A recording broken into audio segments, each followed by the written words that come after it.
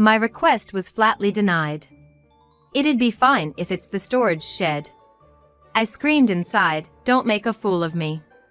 Our house is fairly spacious, and if the rooms were tidied up, there would be no problem having my father live with us. Truly, my husband holds feelings for me and my family that are less than that of a pet. Well then, I will sincerely clean up the storage shed and renovate it. Even the storage shed can be used just like a regular room if it's cleaned up. There's meaning in living with my father now. Aaron was like, "There's no way I'm doing such a thing. Why do I have to renovate for your father?" I recalled the major renovation we did to make sure my mother-in-law, who visits sometimes, would not have trouble staying over, even installing a bathroom and toilet, just like a hotel. I won't rely on such a demon-like man anymore. I made a decision. My name is Vivian Westhill, 52 years old. I help with the company my husband runs. My son, Matthew, has left home, and it's just the two of us living together. My mother-in-law sometimes comes over, but since her house is nearby, she doesn't live with us. How I met my husband goes back almost 30 years. I hate to say it myself, but I was famous for being good-looking in my hometown. My mother passed away in a traffic accident when I was in middle school, and I was living, helping each other out, with my father. Although I was invited out by many men, they were nothing but a hindrance to me.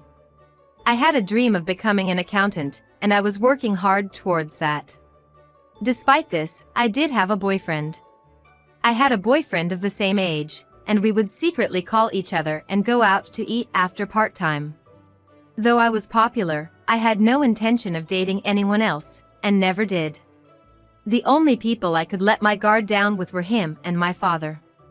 He alone appreciated not my appearance but my seriousness and true strength, among other aspects of my personality and way of thinking. I think we would have become a couple even if I wasn't same appearance. That was the kind of relationship we had. However, one day everything changed. When I returned home, an unfamiliar family of 3 was in my house. Seeing me, my father made a troubled face.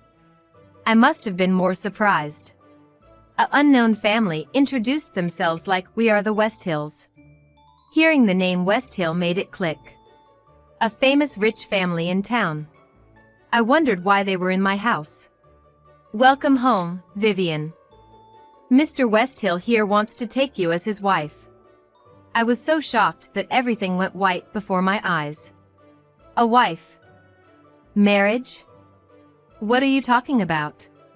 I had never seen these 3 before. Everyone knows they hold significant influence in town as a wealthy family. Yet, the talk of me becoming a bride was unbelievable. "Nice to meet you, Vivian. Our Aaron has fallen for you at first sight. He insists on having you as his wife." My would-be father-in-law began speaking. Though it felt unreal being talked about like that, they didn't disappear no matter how many times I blinked. Even being told such a thing, I've never met him before. "So why do I have to marry your son?" "Well, you see, your father owes a large amount of debt.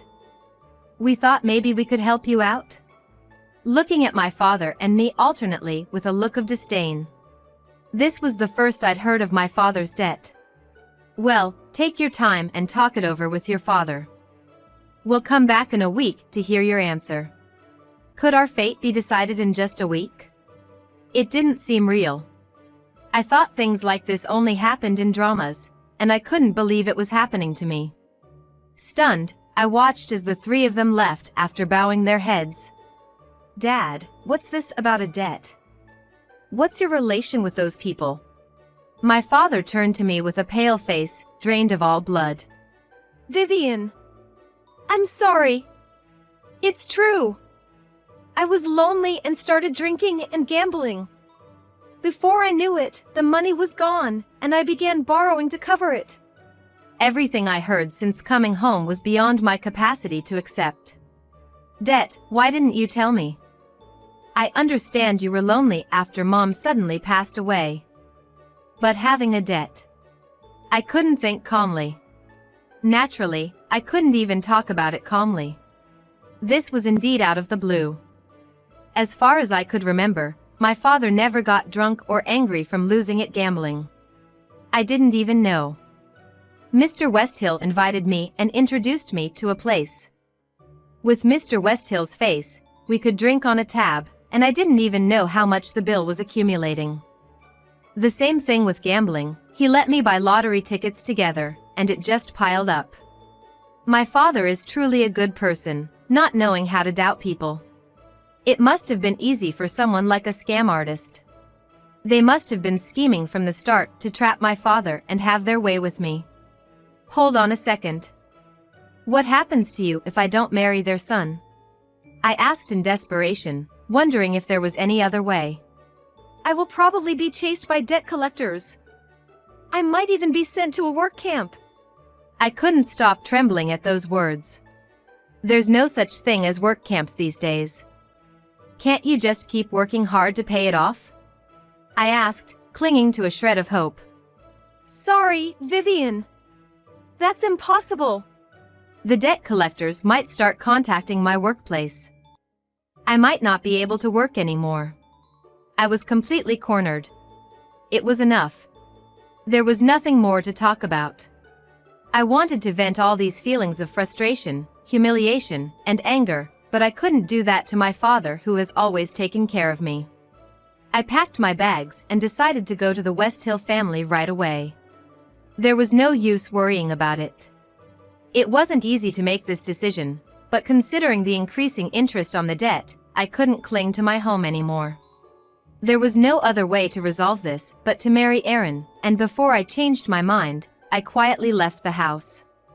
I arrived at the Westhills' home late that night. I thought it might be imprudent, but I boldly knocked at the front door. You're early. Seems like you're blinded by money. You're just like everyone else. I wanted to scream in frustration. I didn't want any money, and I didn't think I was unhappy because I was poor. Well, whatever. You're mine now. Seeing you with that pathetic boyfriend, I thought I'd make you mine. His words treated me like a doll. I felt utterly objectified and disgusted. I've left everything in the past. I look forward to being with you from now on. With a forced greeting, I entered the Westhill household. After that, everything progressed in a whirlwind. I don't remember much, because I felt as though all my emotions had disappeared after being betrayed by my trusted father and breaking up with my beloved boyfriend. It seemed like a grand wedding with a local famous person, and many people came to celebrate. All I remember from the wedding is the haggard look of my father, who had not been gone for very long since I left home. Seeing that made all my resentment towards my father vanish. So, accepting this as my fate, I decided to change my outlook and enjoy my married life. But that was the beginning of hell. Of course, I had to do all the housework and was made to help with the family business. I worked from morning till night. Add to that the pressure of having children, and my mental state was taking a toll. My mother-in-law constantly nagged and was like, haven't done the big cleaning yet? Not just unable to have kids, but this too? My husband, who was kind at first, now didn't care, showing an indifferent attitude.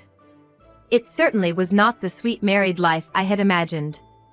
You're completely useless. A woman from the club would be better. Just quietly do your job and chores. I was treated like a housemaid. Soon I was pregnant, but even with severe morning sickness, they were not sympathetic. You're getting fat. Just do your chores and work properly. I don't know why I married you. I had given up on being acknowledged in this home. No matter what I did, a wife from a poor family would never be seen as more than a servant. It was frustrating, but for the sake of my unborn child, I had to endure. Then I gave birth. With the birth of a boy, my husband, who now had an heir, hardly ever came home. When he did return, he reeked of strong perfume and alcohol. He must have been at clubs. However, I was mostly occupied with raising my child, so his absence was rather a relief. My son, Matthew, grew up healthily and was easy to raise. My mother-in-law continued to annoy, saying Aaron would have done better, but I preferred Matthew not turning into such a worthless man. And my kind-hearted Matthew wanted to become a doctor. When he left for university, I felt a void in my heart. To fill that void, I decided to dedicate myself more to my work.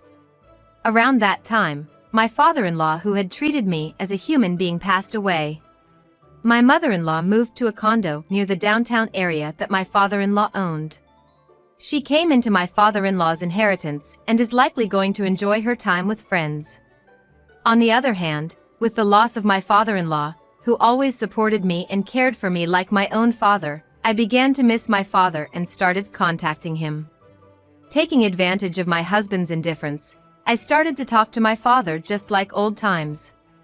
Though it was difficult to speak without making my father feel guilty, one day he looked serious. When I asked what was wrong, he said in a resigned tone, as if nothing could be done, that he was diagnosed with malignant lymphoma and was given 6 months to live. I was utterly shocked. No way, Dad. That can't be. You're so lively, it's impossible that you only have half a year left, just when we could finally be like a father and daughter again. I can't bear the thought of never seeing you again. But my father just smiled kindly and nodded. I don't want to leave my father alone. I will ask my husband to let him live with us in our spacious home. I'm not ready to give up, but at least, I don't want him to be alone. My father said he was happy just hearing those words and left with a gentle smile. For the first time since getting married, I decided to confront my husband. That night, as usual, he came home drunk, with the smell of perfume. Seeing me awake and waiting for him, he looked startled. What's the matter? Don't tell me you want some affection? It seemed he hasn't changed his view on women being objects. I looked straight at my husband and said, "Aaron, I have something important to talk about. My father has been diagnosed with terminal cancer and has only 6 months to live. I want him to live with us in this house. Of course, I won't let it be a bother to you. We can just use one of the vacant rooms in the house. That's okay, right? You will listen to such a request, won't you?" Since my husband is hardly at home, there should have been no reason to object. I took it for granted that he would agree. But an unexpected reply came back from my husband. "Just leave that half-dead old man alone. I'm not gonna let someone like that into the house. It'll ruin the house's atmosphere." "Absolutely not. If you want to do that, you can leave. I have no intention of living with a sick person." My request was flatly denied. I felt like I had fallen into a gaping hole in the ground. "If you want, the shed is fine." I screamed inside my heart, "Don't mock me. Our house is quite large, and there is no problem if my father moves in after cleaning up a room. We can live without facing each other. My husband really holds feelings for me and my family that are less than that for a pet. Well then, I will seriously clean and renovate the storage shed. If the storage shed is cleaned, it can be used just like a normal room. There is meaning in living with my father now. There's no way I'm doing such a thing. Why do I have to renovate for your father? From now on, accompany me and take proper care of me." Recalling the major renovation I did for my mother-in-law, who visits sometimes, to make a bathroom, toilet, and washroom just like a hotel, I decided not to rely on such a demon-like man anymore. Since then, I have worked more than ever and went to see my father when I had the time. There were days when he seemed to be doing well and days when he seemed to be doing badly. I couldn't feel alive every day unless I saw my father's face. I was only praying for my father's illness to be cured. Then, maybe my prayers were heard as my father was still alive after 6 months. A miracle might be happening. I felt like a bright light was shining in. I started to live positively little by little. About half a year after my father's confession, my husband came back with a pale face. I sensed that something serious had happened because my husband had never come back early since we got married. "Hey, sit down. I have important news. I was told that I have cancer and my life expectancy is short." Come to think of it, my husband had been looking pale lately. I thought it was due to drinking too much alcohol or lack of sleep. Strangely, I was not shocked. It was completely someone else's problem. Besides, everyone should take care of themselves. Oh, you were like, leave that half-dead man alone, right? I'll do just as you said. You were like, if you say so, then leave. As you said, I'm leaving. Oh yes, I've found a lawyer for our divorce matters. I left the room without looking back. I decided to leave suddenly, but I did not regret it at all. You don't have a penny, do you? Where do you think you're going leaving this house? You won't be able to live a luxurious life like you have been. You have been living on everything I have worked hard for. You inhuman. Does he still think that I have been living in this house for money? I had been brainwashed by my mother-in-law and husband's verbal abuse, thinking that I had to be here to protect this house. Since hearing my father's terminal diagnosis half a year ago, I have woken up and started thinking that I can't go on like this. Since then, I have been preparing my mind to get divorced and leave the house at any time. I've worked so hard for you. Are you a demon, leaving me behind like this? Don't you have even a shred of gratitude towards me? Although my husband continued to shout something in the background, it had nothing to do with me. I never wanted a wealthy life. Being able to eat 3 meals a day and having a place to sleep was all I needed. I returned to my room, packed only the essentials into my suitcase, and left the house. Whether my husband was in trouble or not, it didn't matter to me. I sent the email I had drafted noticing my resignation to the president straight away. I wanted to settle everything regarding my husband and the West Hill family. I had been supporting him since he barely worked, but this was the end. In fact, since discussing my father's situation half a year ago, I had been in contact with a divorce specialist lawyer introduced by the company's advisory lawyer. I talked about everything regarding our nearly 30-year marriage, starting from events before our marriage. The lawyer just nodded, quietly listening to my story. However, when I mentioned that I had been working for the family business without pay, he was genuinely surprised. It would amount to hundreds of thousands of dollars in salary. After finishing my story, he was immediately like, the divorce should be easy. I also had taken photos of emails from women, and had noted down serious moral harassment, providing plenty of evidence of my husband's fault. Of course, since I got a smartphone, I had also recorded his verbally abusive remarks. That was enough, but the lawyer also brought me photos of my husband's infidelity for free. He promised that everything would go well even if I didn't do anything, telling me to feel like I was on a big ship. So, I didn't need to answer the angry calls from my husband, and the lawyer would solve everything just by me throwing it all onto him. I was naturally walking with a smile. Among the angry calls from my husband, there were, of course, calls from my mother-in-law. She was probably like, are you planning to abandon everything and leave when my adorable son is in trouble? If her son is so adorable, she should take care of him herself. It would be fine for her to return to that house whenever, as a luxurious room, looking like a show home, is prepared for her. But it seems one reason she is panicking is that the company started by my father-in-law is falling apart. Without me, who had been supporting them, and a nearly decorative president who can't steer the company due to illness, things are not going well. My mother-in-law, who has only helped in the initial stages, is useless in the company, unable to even make copies. Even if she shouts and yells, she can't unify the employees and make them look in the same direction. Some colleagues have contacted me, asking me to come back, but I had no intention of devoting myself to the company anymore. Given that, although the company had been cherished as a local one, the number of clients will steadily decrease. I loved my father-in-law, and I felt sorry for letting the company he worked hard to grow decline, as if I were the main culprit. That being said, I think if my husband and mother-in-law had worked as hard as my father-in-law, this wouldn't have happened. I probably wouldn't have quit, and Matthew would have likely considered taking over the family business. On top of that, My husband not only did hardly any work at the company but also seemed to be constantly hitting on female employees and inviting them for affairs. It was suspicious when many female employees resigned.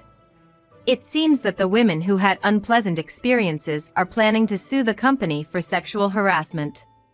Now my husband has to settle all the mess he made in his life. Couldn't happen to a nicer guy. God is watching. You get punished for doing bad things. I want my husband and mother-in-law to be properly punished so that those who have worked honestly do not look foolish. As if that wasn't enough, the company was accused of tax evasion by the IRS.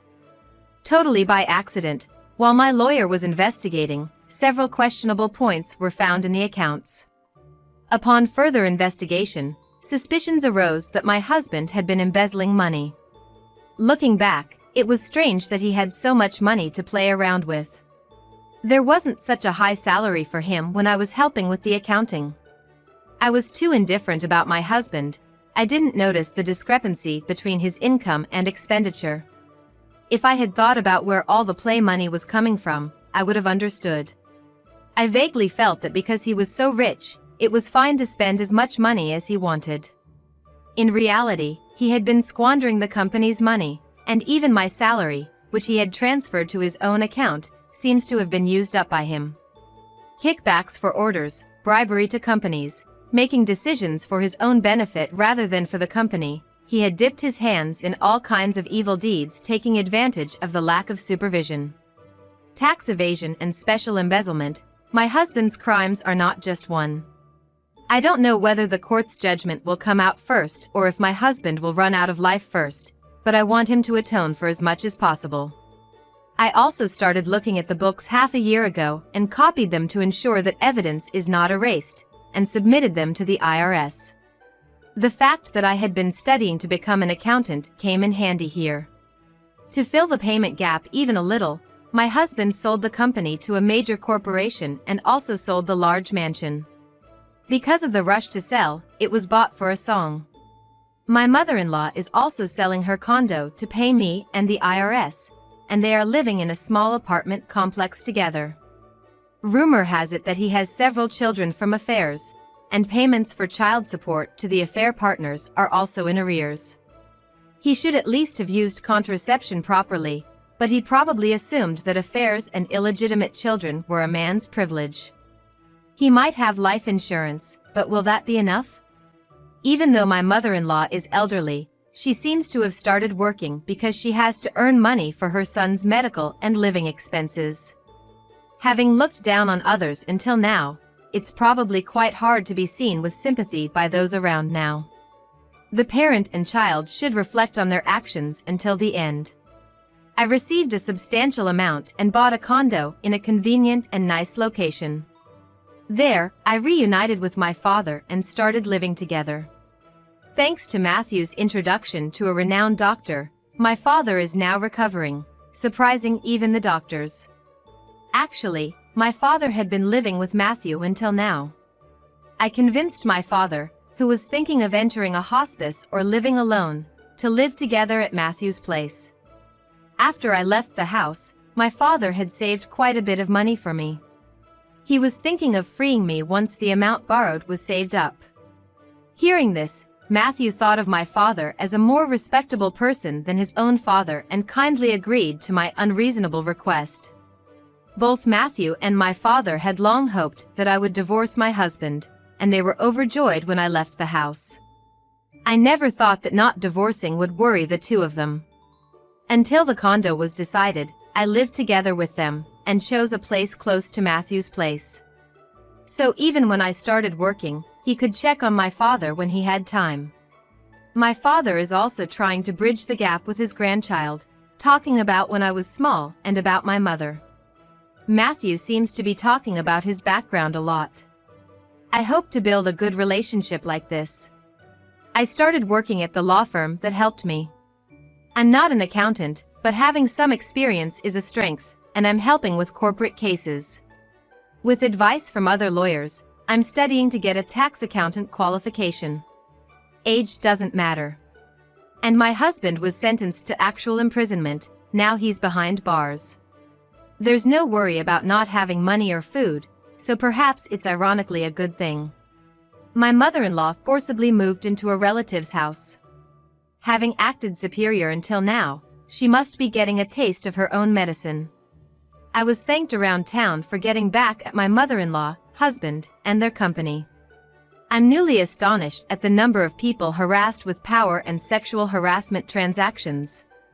I was worried that some people might have lost their jobs due to the company being acquired, but it seems to have worked out somehow. I feel everything is moving in a good direction, and I'm savoring the happiness. Thinking that alone was enough, I returned from work to find my father and a man at home. Welcome back, Vivian. I brought someone who wants to meet you today. Do you remember?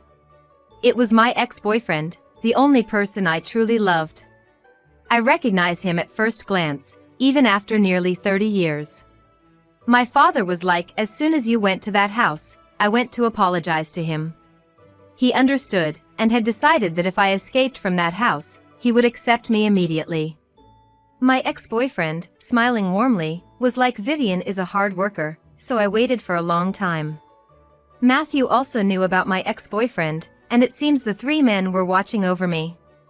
I'm planning to live with these three men I truly love from the bottom of my heart.